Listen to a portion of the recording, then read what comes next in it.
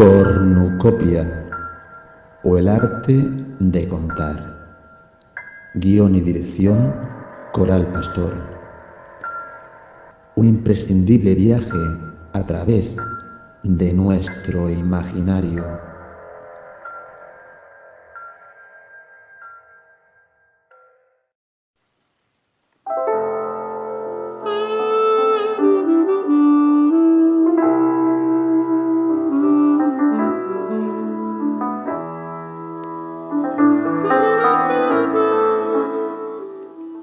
Hoy viajamos a Bolivia, donde la palabra se llama Blanca Vitúcter.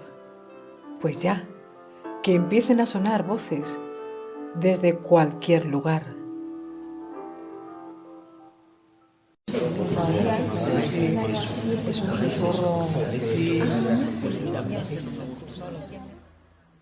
Las palabras van a tu encuentro sin decir que son palabras. Son efímeros planetas. Ellas ignoran lo que deshacen y también lo que hacen. Pronunciar otra vez un cielo, una espada, un ángel.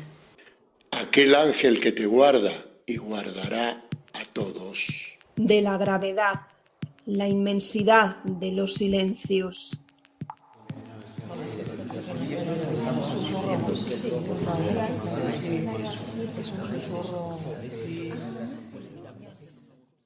Eran las voces de Laboratorio Teatro, Lola Ferrer, Azahara Martínez, José Molina, Isa Sánchez, Jorge Bonavita y Sonia Martín. Ellas han abierto este espacio con palabras de la poetisa a quien hoy recordamos en Cornucopia.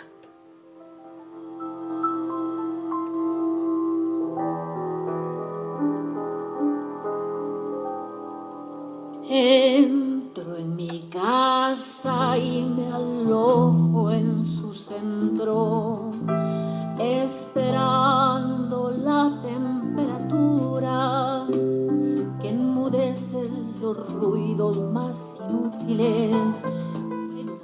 Blanca Vitúcter, hija de padre alemán y madre chilena, nació en Bolivia, en La Paz, en 1947 y murió a los 57 años. Realizó un interesante periplo en el que apostó tanto por los signos de compromiso como los de la vida misma, la vida cotidiana y también la muerte y sus propias utopías.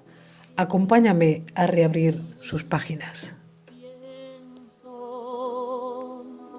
Solo quiero cuidar de lo vivo y tener luz para él, para mis niñas. Blanca Vitúcter no fue devorada por las fauces del poder académico. Más allá de sus licenciaturas, de sus másters e investigaciones, quiso mirar de cara el compromiso, el idealismo. No tuvo problema en manifestarse libremente, ajena a cualquier doctrina o consigna, y así lo hace en una entrevista con el comunicador boliviano Carlos Mesa. En esa ocasión, la poetisa, lejos de manifiestos y frases liofilizadas, se expresa con libertad y con la tranquilidad de que habla desde sí misma. Yo creo que sí, y solamente existen instantes especiales en que uno logra la comunicación con el otro. Esas instancias especiales pueden ser inclusive, o pueden sucederse en el silencio, o pueden darse en el amor, o pueden darse en la amistad, pero en situaciones especiales.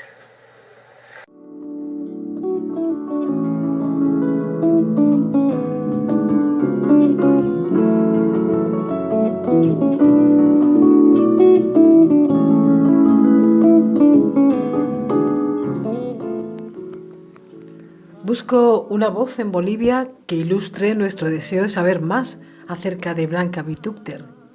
Y el hilo me conduce a Verónica Delgadillo Vargas, a quien así os presento. Nació en Santa Cruz de la Sierra, en plena gota fría de agosto. Fue una niña enferma y llena de alergias, adolescente callada, introvertida. Se confiesa adicta al café sin azúcar. Le gusta más la panela y las arepas. Y también entre sus adicciones se incluye el cine y los conciertos de rock. Además de la creación poética y sus propias publicaciones, ha participado en antologías y festivales literarios en diversos países de América Latina. En las noches sagradas.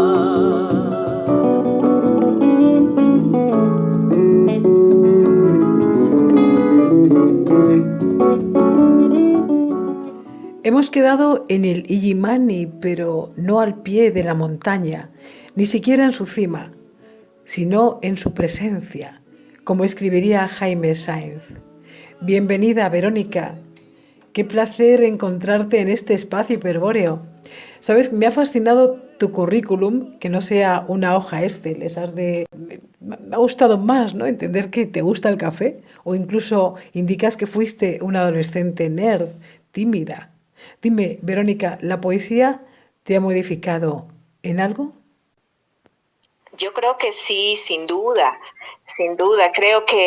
Yo creo que la literatura en general, además de la poesía, te ayudan a vivir, ¿no? Hay, creo, cierto tipo de personas entre las cuales me incluyo, para quienes la literatura es inevitable, ¿no? Es como el aire, es así.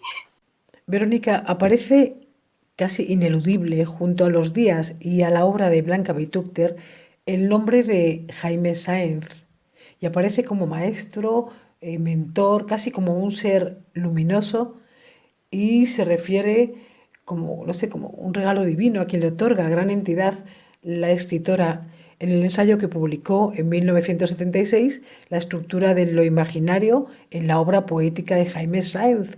Cuéntanos quién es y sobre todo qué representó en la vida de la poetisa.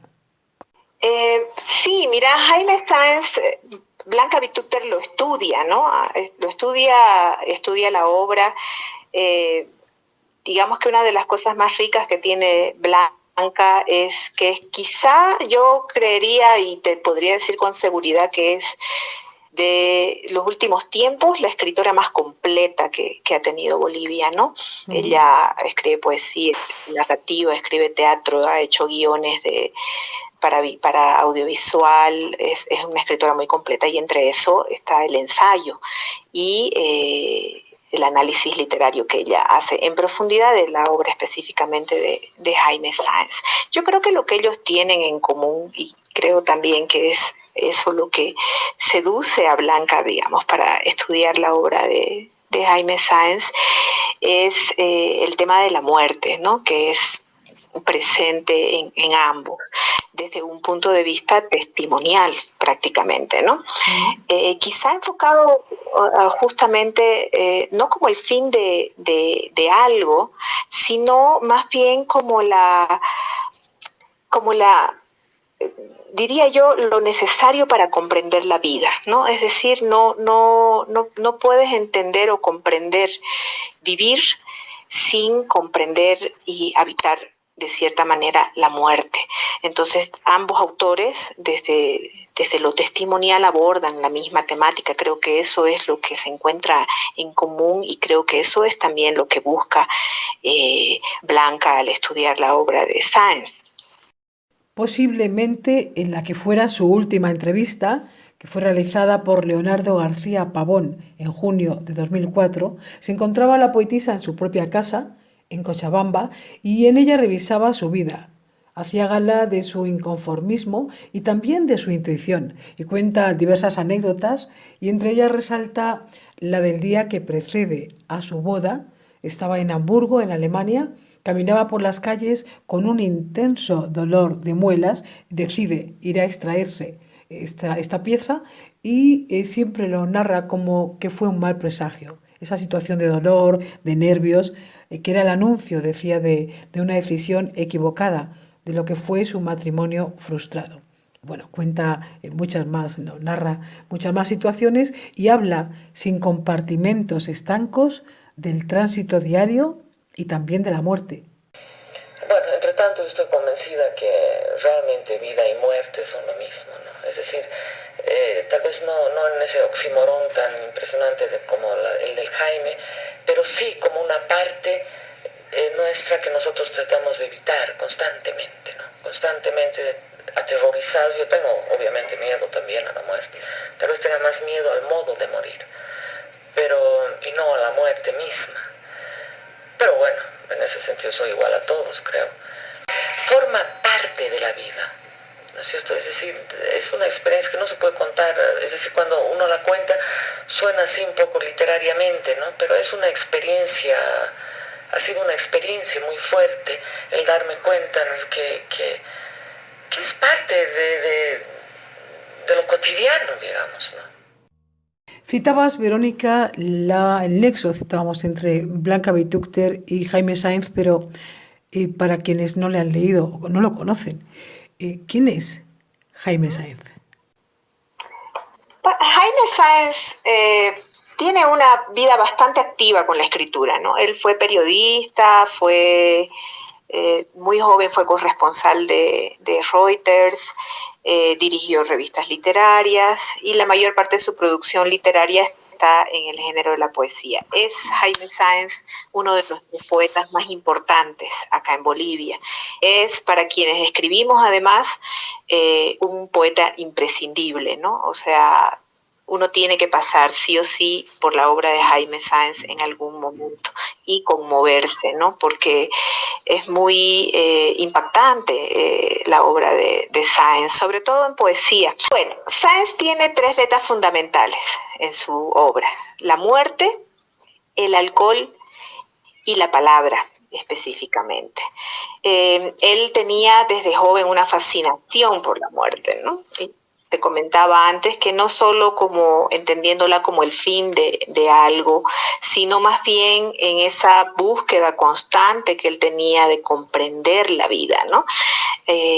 Para Sáenz, y eso se lo ve muy claramente en su obra, la vida y la muerte están presentadas como una unidad. No puede haber una sin la otra y está comprendido como una sola cosa. Con respecto al alcohol, bueno, él sufrió de alcoholismo desde su juventud, por alrededor de 15 o quizá 20 años. Después lo deja de golpe, pero en esa época él produce y escribe muchísimo y en su obra se ve reflejado claramente estos temas, ¿no? El alcohol, la marginalidad son muy recurrentes en su poesía y también en la narrativa. En esta novela Felipe Delgado, que es la que te comentaba, que es la única que yo he leído, hay de cierta manera es autobiográfica, aunque él lo negó siempre hasta lo último. Quienes lo leen y lo conocen sienten, ¿no?, que muchos de los detalles que él describe son de la época en que él sufrió de alcoholismo. Otra de las cosas interesantes en la obra de Sáenz, quizá ya aplicada al legado suyo en las letras bolivianas, es que en este tránsito suyo de noche, de frío, de alcohol, de muerte, hay un proceso de creación de la ciudad como un personaje en la voz de Sáenz, ¿no? De la ciudad de La Paz. Yo diría que hay una La Paz que solo es visible a través de los textos de Sáenz, ¿no? Uh-huh. Personajes de esta noche paseña, calles específicas, rituales específicos, al punto de que, por ejemplo, mira, yo no soy originaria de La Paz, yo soy de Santa Cruz, son las tierras bajas de Bolivia, pero cuando yo me vine acá y empecé a crear mis lazos, mis vínculos literarios, al acercarme por primera vez a la obra de este autor, hay un rito iniciático de caminar por esas calles que describe Sáenz sentir esa noche, ese frío paceño que él describe, para poder zambullirse en su poética, para poder comprenderla, para poder sentirla, ¿no? Uh-huh. Es justamente solo a partir de ese como rito iniciático de caminar por esas calles que él describía y sentir ese frío y esa noche, se llega a esa comprensión poética tan presente de los temas de vida y muerte en su obra, ¿no? Uh-huh.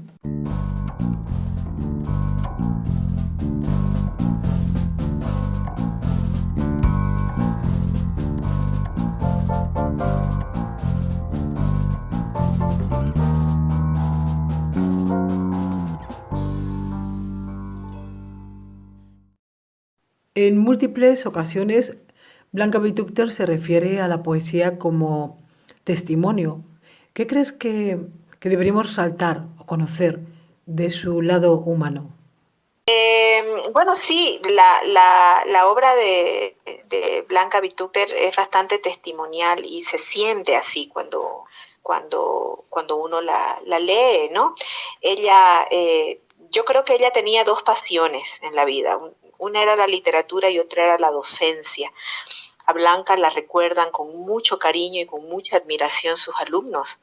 Ella daba clases en la Facultad de Literatura en La Paz y también realizaba talleres de literatura que ella los daba en su casa, ¿no? En un ambiente de mucha intimidad, y ella siempre buscaba que las personas que se acercaban para hacer estos talleres puedan encontrar puedan lograr romper las reglas para escribir, ¿no? Es decir, expresarse sin ninguna regla. Y es una de las voces femeninas más fuertes de Bolivia en la literatura contemporánea. Bolivia tiene un fenómeno, y eso te lo comento, uh-huh. O sea, fuera del tema, ¿no? Y es que la producción de la literatura femenina en Bolivia siempre ha estado en medio de controversia, siempre ha estado rompiendo esquemas y tirándose, por así decirlo, en contra de las reglas de la sociedad, ¿no? Y Blanca no está fuera de eso. Nosotros hemos tenido escritoras como Hilda Mundi, que terminó siendo encerrada porque ella cuestionó los espacios de producción literaria que eran eminentemente masculinos, por ejemplo, ¿no? Hilda Mundi. Entonces, Bolivia tiene esto de que las escritoras en su momento fueron vilipendiadas no solo por su lugar, sino que tuvieron que confrontar conservadurismos de la alta sociedad, de la iglesia y demás. Entonces, también se ve en la obra de Blanca, en la de ensayo y de estudio, estudiar la obra de otras mujeres en tiempos anteriores y también contemporáneas, ¿no? Uh-huh. Y además, Verónica, Blanca estuvo pues en lugares, estuvo en la universidad, decimos, no fue devorada en cambio por los despachos, ni la burocracia, ni el poder, y parece que su línea fue bastante coherente y demostró siempre una extremada sensibilidad.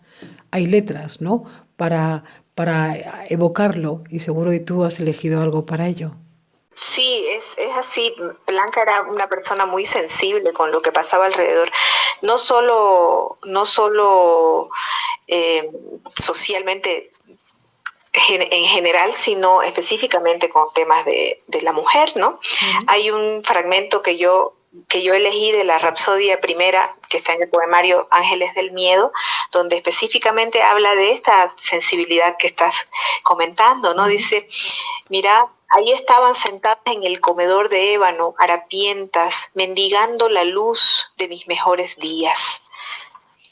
Ahí estaban las mujeres pordioseras, las mujeres silenciadas, las mujeres perturbadas. Entonces la mirada de Blanca siempre ha sido sensible en lo social, sobre todo en el tema de la mujer. Entonces ella tiene una mirada muy, muy especial, como te decía, desde el testimonio. En algún momento dijiste que ella en esa entrevista, que en la última entrevista que concede, habla de su matrimonio frustrado y de cosas muy, muy íntimas, y es justamente lo que le toca a la mujer en el mundo de la literatura, ¿no? Tratar de congeniar, de unir la vida de madre, de esposa, con la vida de la escritora, y eso se ve presente muy claramente en su obra. Conoces, Verónica, sobradamente, imagino, Mi cuerpo subterráneo, tanto el aspecto, o sea, la propia poesía, como la producción musical de Andy Burnett y su grupo que estamos disfrutando a lo largo y de Cornucopia. ¿Qué nos puedes decir de esta implicación de la poesía de Blanca Vitúcter con la música?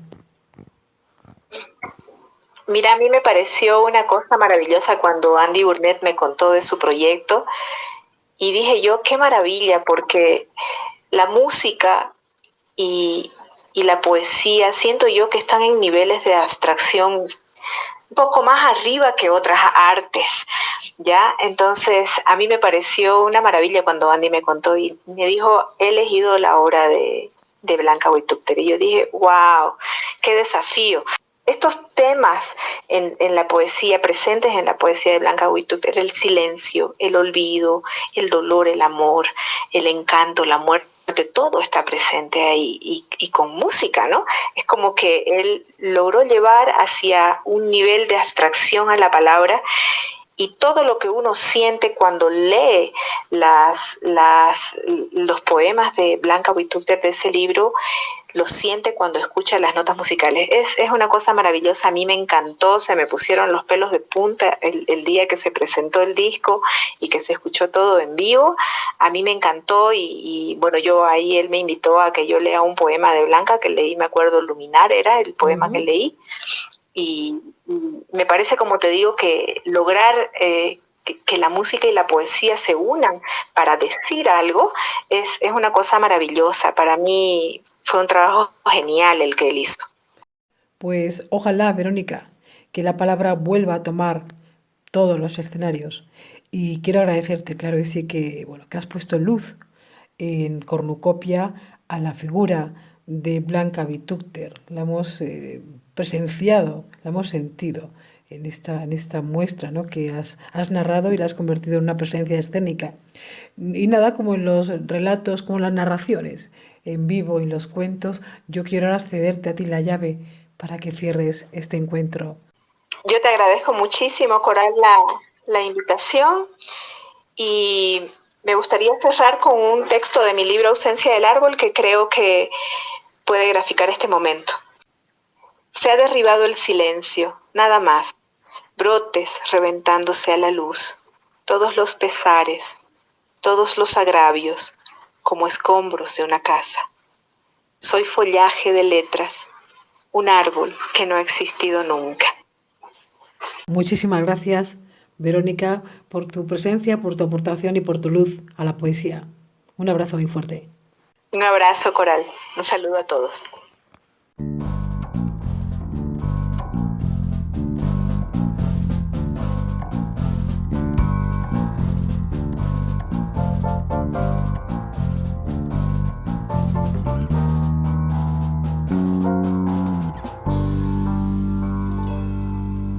Que diciendo yo me estoy yendo, que diciendo no más me he ido,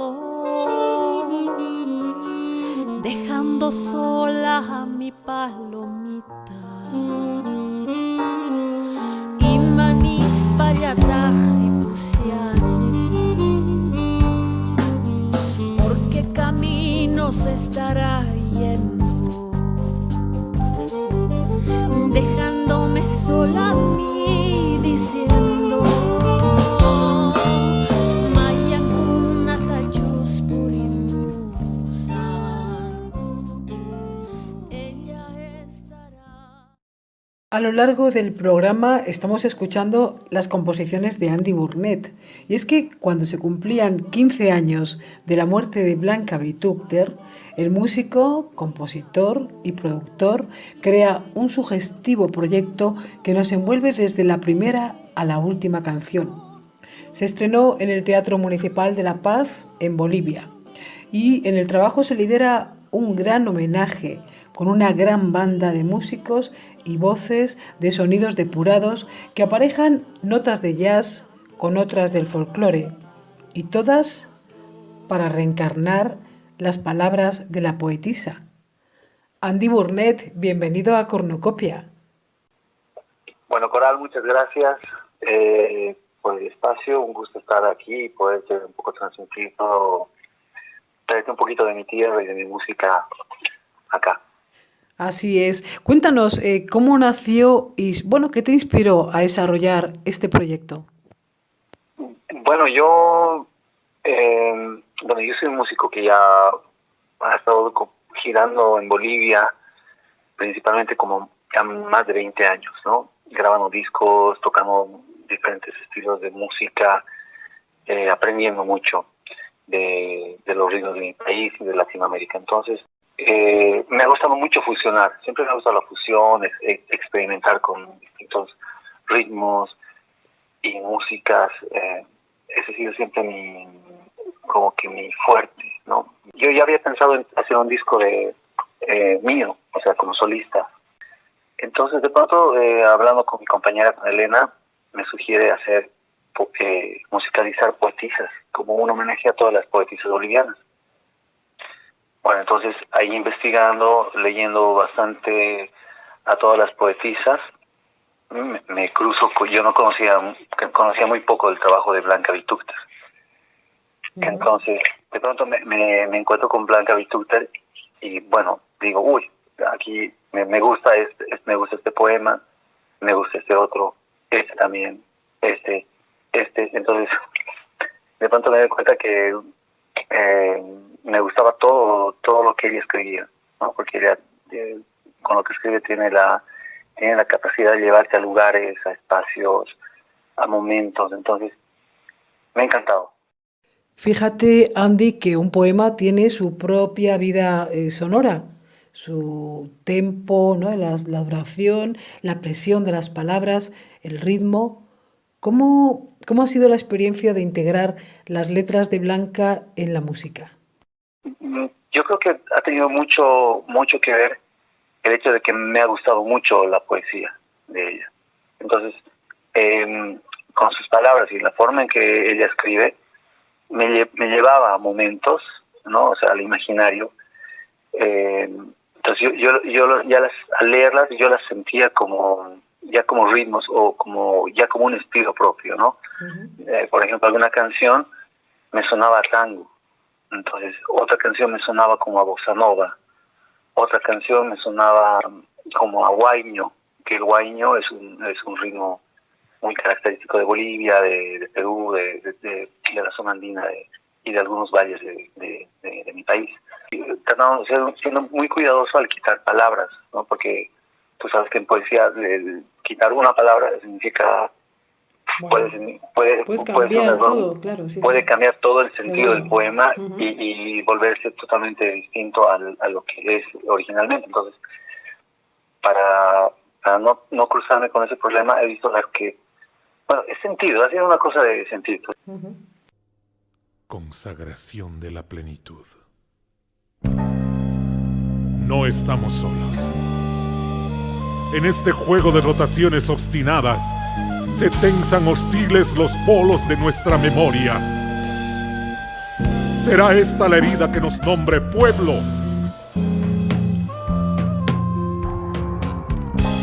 El alba, apuntando tanques, un cielo metálico se propaga. La cólera deslumbrada suscita barricadas. Sensible a la luz. La sangre otra vez. Estupefacta. Orgullo de ser blanco para una bala. Todos los santos, todos los vivos. Madurar el silencio a tientas, sin gloria, sin olvido, a un costado. Madurar el trigo cada día, ebria cicatriz de pan a un costado. Todos los santos, todos los vivos. Un cinturón de gritos, toro en la calle. Resucitan, lágrimas la harina. Una mano guarda la otra mano. Exactamente una mano, la otra mano. La cólera deslumbrada. Todos los santos. Cara a cara. Todos los muertos. Se despeña la sangre. Cara a cara. No se despeña la sangre, tibia, fría. Consagración de la plenitud. No estamos solos. En este juego de notaciones obstinadas se tensan hostiles los polos de nuestra memoria. La sangre otra vez. ¿Será esta la herida que nos nombra pueblo? Consagración de la plenitud. ¿Será esta la herida que nos nombra pueblo? Un cielo metálico se propaga. ¿Será esta la herida que nos nombra pueblo? La sangre otra vez. Estupefacta. El alba, apuntando tanques. Un cielo metálico se propaga. La cólera deslumbrada suscita barricadas. Sensible a la luz. La sangre otra vez estupefacta. Estamos disfrutando a lo largo de Cornucopia de muchos de los temas que conforman el álbum y bueno, hay algo interesante que a mí me gustaría resaltar y fue la experiencia del concierto que contempló, el concierto que hemos citado al principio en La Paz, ese estreno, que contempló que pudieran asistir quienes habitualmente no asisten a un concierto. Y me refiero que llegar a personas que no pueden oír. O sea, se hace difícil, Andy, imaginar a personas sordomudas, por decirlo, en un concierto. Sin embargo, para ese estreno incluisteis el lenguaje de signos que trasladó a este público la letra de las 11 canciones, ¿no? Lo que buscaba era abarcar un público que habitualmente no tiene la oportunidad de asistir a un concierto o a espacios como un teatro, porque no está, por lo general no está pensado para personas que no escuchan, ¿verdad? Para sordos. Uh-huh. Entonces ahí es donde contactamos con Nani Marconi, que es una intérprete pero fabulosa. Entonces yo le he pasado el disco entero porque aparte de, no solo lo difícil es que no solo tiene que interpretar las palabras, sino un poco el sentido y el ritmo. Claro. Entonces lo que ella me comenta es que ha sido todo un trabajo también, porque también la música que yo hago tiene muchos espacios de música, ¿no? Improvisaciones o quizás momentos largos donde solo se aprecia la música, y esos espacios ella tenía que de alguna forma llegar y hacer entender lo que estaba pasando en ese momento en la canción. Si no me equivoco, es la primera vez que se hace eso, por lo menos en mi ciudad, en La Paz, en Bolivia. Es una de las primeras veces que se incluye esto en un concierto. Entonces, tomando en cuenta que la poesía ya es muy potente y sería lindo que también sea más inclusiva también, yo creo que ha sido un gran acierto. Citas la improvisación, claro, al hablar de un trabajo que te imaginas en la escena que está muy parametrado porque tiene letra, hay voces, hay cantantes y que parece que no hay lugar a la improvisación, y yo soy una gran amante como espectadora.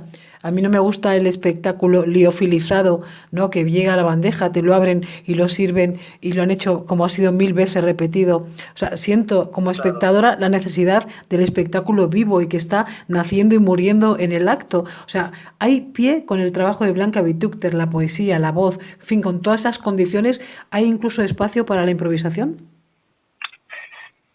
Muy poca, pero como tú dices, no todo sería muy igual. Yo pienso también igual que no es bueno caer en eso muy toda el copy paste, ¿no? Así, claro. Canción, lo que siempre se, ¿no?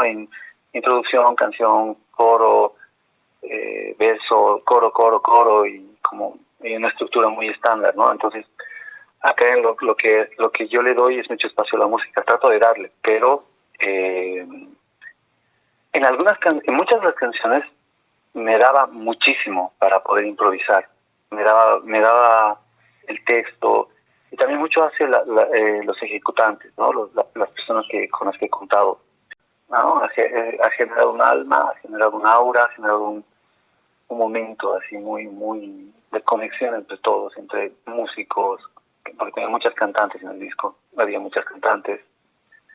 Había una persona que, Bernardo Rosado, ha hecho lo suyo, lo ha recitado, ¿no? Lo ha recitado con toda la energía y con todo lo que necesitaba el poema, y hace una cosa muy escalofriante, así, una cosa que te pone así los nervios de punta, ¿no? Andy, Mi cuerpo subterráneo es fruto sin duda de un trabajo de un gran equipo. Y un equipo, bueno, de gente que, bueno, ¿con quién contaste para crear este proyecto? Bueno, sí, como tú bien lo dices, ha sido un gran equipo el que he tenido la suerte de juntar. Porque si faltaba uno, el disco no hubiera tenido el mismo resultado, ¿no? Que yo sí me encontré con el resultado. Y mira, está en la voz Marisol Díaz, que también ha escrito, me ha ayudado con mucho con la música. Ella tiene canciones también que le ha puesto la música, ¿no? Como ella es una cantante, ella es una gran cantante, amiga de toda la vida. Ella tiene mucha facilidad para poner melodía a un texto, ¿no? Ella tiene ese don. Entonces ella ha sido muy importante porque me ha dado muchas pautas. Ella también ha hecho algunas melodías. Está Freddy Mendizábal en el piano, igual amigo de toda la vida, un piano muy sólido. Víctor Hugo Guzmán en la batería, que se conoce todos los ritmos latinoamericanos y bolivianos, los domina. Roberto Morales en los vientos, ¿no? Saxofón, flauta, zampoña, quena, todos los instrumentos de viento que existen, él lo hace, ¿no? Y además un gran improvisador de primera. Después también está otra cantante, Sofía Ayala, está Diana Acero, está Teresa Morales, está Bernardo Rosado, y bueno, yo que me he encargado del bajo y de los arreglos, de la producción y bueno, de todo eso. Esas cosas son muy importantes. Gran equipo, Andy, y ojalá que estos tiempos cambien y volvamos a veros. A mí me encantaría ver esto en vivo pronto en un nuevo escenario.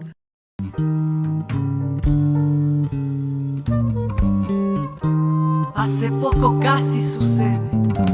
Un relámpago de voces solicitaba el alba y ardía el aire en los bares en Los Ángeles de un sol entrevisto, en el modo de apoyarse en los árboles, el viento y los ojos circunstanciales como un enorme temblor de ola, rompiendo un paisaje inmóvil. No se mira hacia arriba, se mira hacia abajo. Pues para despedirte me gustaría hacer una reflexión. Yo me pregunto qué espacio orgánico, o sea, qué vida va a tener la cultura en el año 1 DC, y no me refiero a después de Cristo, sino a el año 1 después del COVID. Es terrible esto, ¿verdad? Una duda. Fíjate, tras la Segunda Guerra Mundial se vendió mucho rouge para los labios. En toda la historia de la humanidad, más que nunca. Las mujeres se pintaban los labios de un intenso rojo, quizá para colorear esa monocromática realidad, porque no sé, a mí me ha llevado muchas veces esta etapa a esas de los finales de las guerras, ¿no? Se cambia la percepción en esos momentos. Y también después de la Segunda Guerra Mundial, te digo, un largo periodo en el que nadie cree en líderes ni en manifiestos, nadie escucha respuestas prefabricadas, porque parece que hay una necesidad de construir una nueva realidad.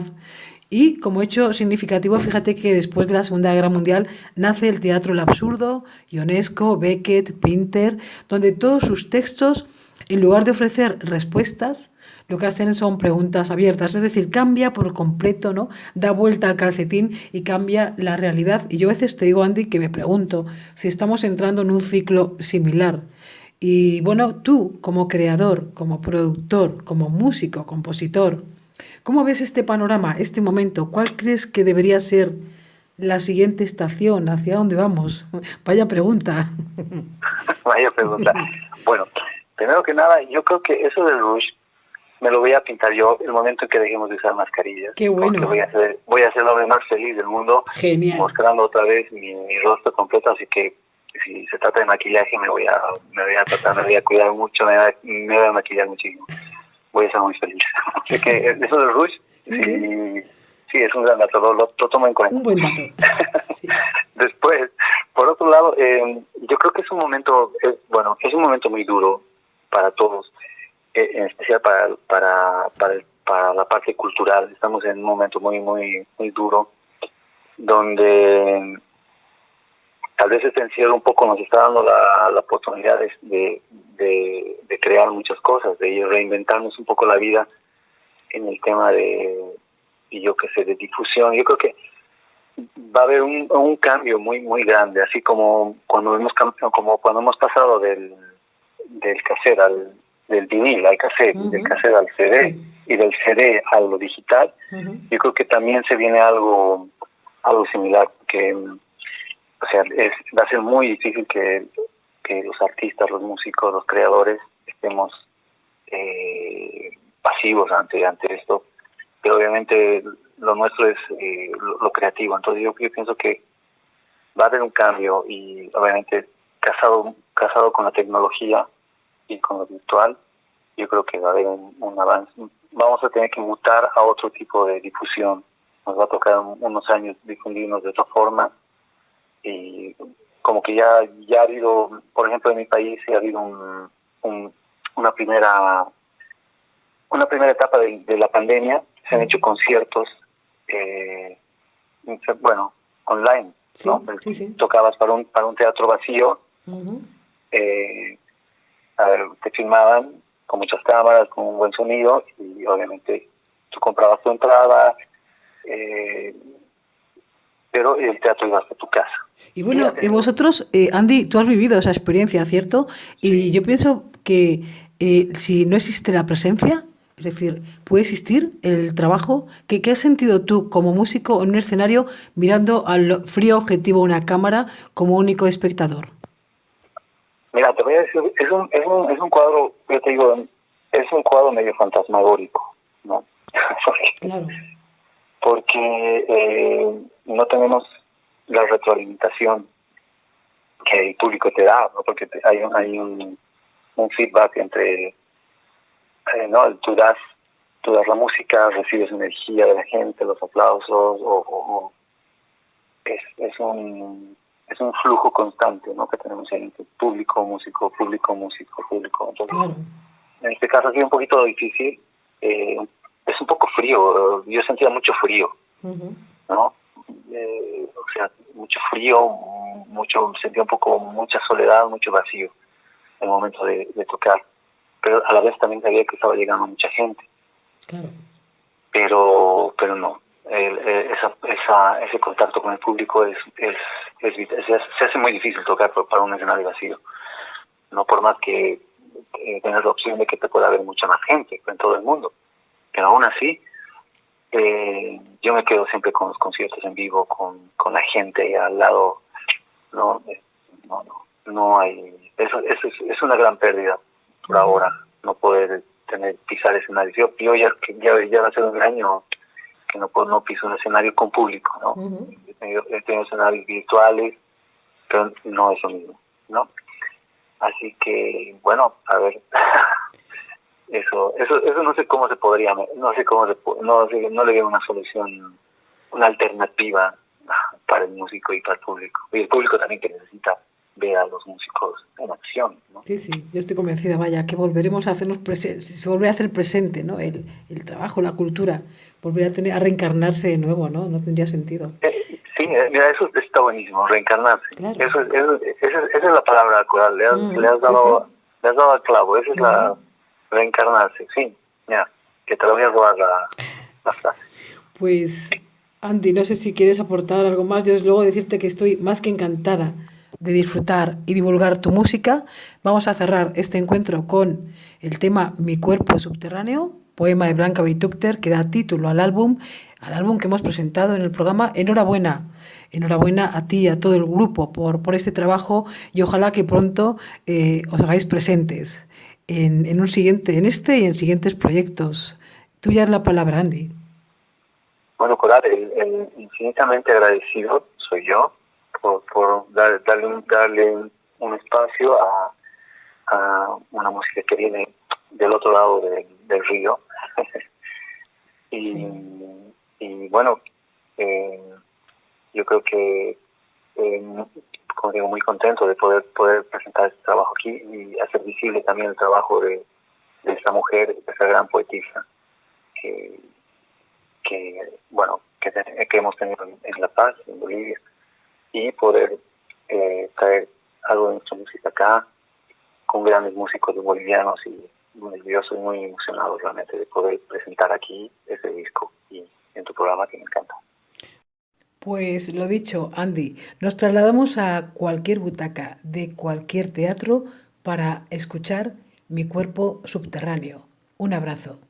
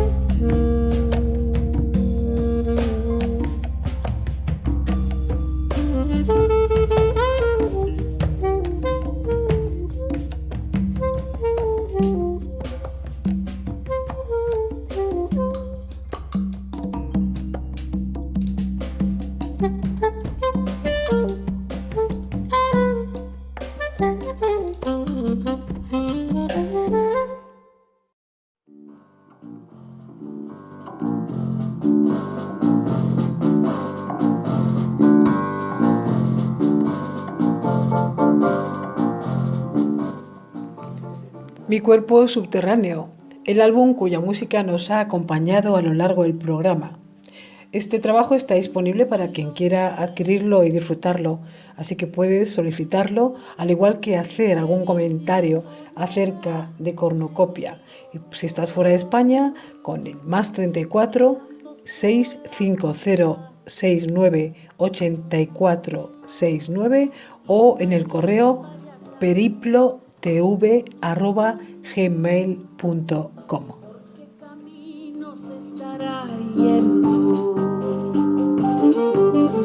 Dejándome sola a mí diciendo